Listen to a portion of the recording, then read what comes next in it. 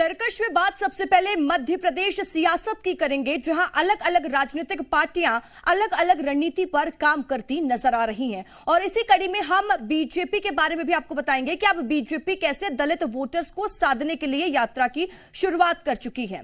और इसके साथ ही बात मध्य प्रदेश कांग्रेस की करेंगे, जो कि सरकार को घेरने के लिए नई नई रणनीति बनाते नजर आ रहा है।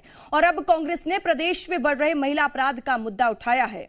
वही बात अब उस रिपोर्ट की भी करेंगे जिस पर सवाल खड़े होने लगे हैं। जहां प्रदेश सरकार अपराध पर जीरो टॉलरेंस की बात कहती है, तो वहीं दूसरी ओर सामने आई एक लिस्ट कई सवाल खड़े कर रही है। और बात मॉनसून की भी करेंगे।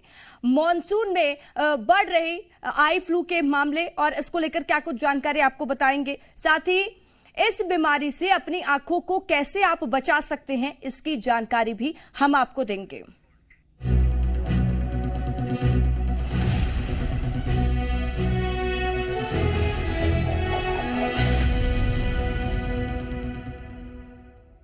मध्य प्रदेश की सियासत में दलित वोट बैंक एक खास भूमिका अदा करता है। और यही कारण है कि राजनीतिक पार्टियों का फोकस अब दलितों पर शिफ्ट होता नजर आ रहा है। जहां कांग्रेस लगातार प्रदेश में हो रहे दलितों पर अत्याचार का मुद्दा उठाकर अपनी राजनीति को मजबूत करने में जुटी है, वहीं दूसरी ओर बीजेपी ने अब संत रविदास यात्रा निकालकर दलितों को अपने पक्ष में करने की कवायद शुरू कर दी है।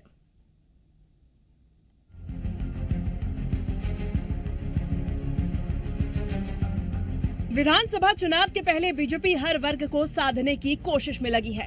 यही कारण है कि अब महिलाओं युवाओं के साथ साथ दलितों को साधने की कोशिश बीजेपी कर रही है। संत रविदास मंदिर निर्माण समरसता यात्रा को रवाना किया। ये यात्रा प्रदेश के 46 जिलों से गुजरते हुए सागर जिले में खत्म होगी। तो चलिए अब आपको बताते हैं कि क्या कुछ चीजें इस यात्रा को खास बना रही है। संत रविदास यात्रा की शुरुआत 5 अलग अलग जगहों से यात्रा की शुरुआत हुई। 313 विकास खंड 55,000 गाँव से मिट्टी इकट्ठा की जाएगी। यात्रा के दौरान 315 नदियों का जल एकत्रित किया जाएगा। प्रदेश के 46 जिलों से ये यात्रा होकर गुजरेगी। इस दौरान 244 जगहों पर जनसंवाद कार्यक्रम का आयोजन किया जाएगा। 12 अगस्त को सागर में यात्रा का समापन होगा। तो चलिए सागर में बनने वाले संत रविदास मंदिर की आपको जानकारी देते हैं। क्या कुछ रहेगा खास। सागर में संत रविदास मंदिर निर्माण का शिलान्यास किया जाएगा। 12 अगस्त को प्रधानमंत्री नरेंद्र मोदी इसका शिलान्यास करेंगे। 100 करोड़ की लागत से मंदिर तैयार किया जा रहा है। मंदिर का उद्देश्य सामाजिक एकता और समरसता का संदेश देना है।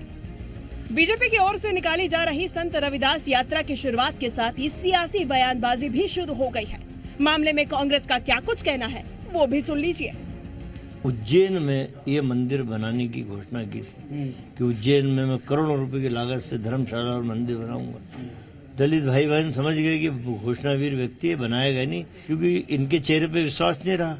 तो नरेंद्र मोदी साहब को ला रहे सागर में, उन्होंने घोषणा की सागर में बनाएंगे संत श्रोमणी रविदास जी का मंदिर बने। हम दिल से इस बात के लिए धन्यवाद दे। लेकिन धर्म की आड़ में, मंदिर की आड़ में राजनीति का शिकार यदि भाजपा करेगी तो वो सफल नहीं होगी। ये पूरे देश के सामने आ गया है कि खड़गे जी ने सागर में संत रविदास जी के मंदिर का शिलान्यास होने के बाद भी अपनी यात्रा को निरस्त कर ये बता दिया है कि वो ना तो इस मंदिर निर्माण के फैसले के पक्ष में है, ना ही उस दलित हित के साथ है जिसकी वो चिंता व्यक्त लगातार करते रहते।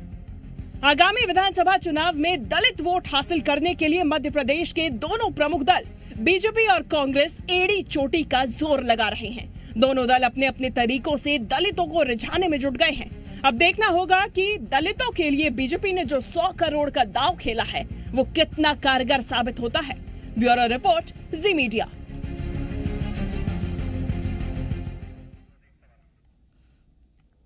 और हमारे साथ जी मीडिया संवाददाता प्रमोद शर्मा भोपाल से लाइव जुड़ चुके हैं। प्रमोद, एक तरफ लगातार मध्य प्रदेश में जो तस्वीरें सामने आ रही हैं, जहां पर आदिवासियों के साथ, दलितों के साथ अपराध हो रहा है, अत्याचार हो रहा है, तो दूसरी तरफ बीजेपी लगातार दलितों को साधने के लिए जो संत रविदास यात्रा की शुरुआत कर चुकी है।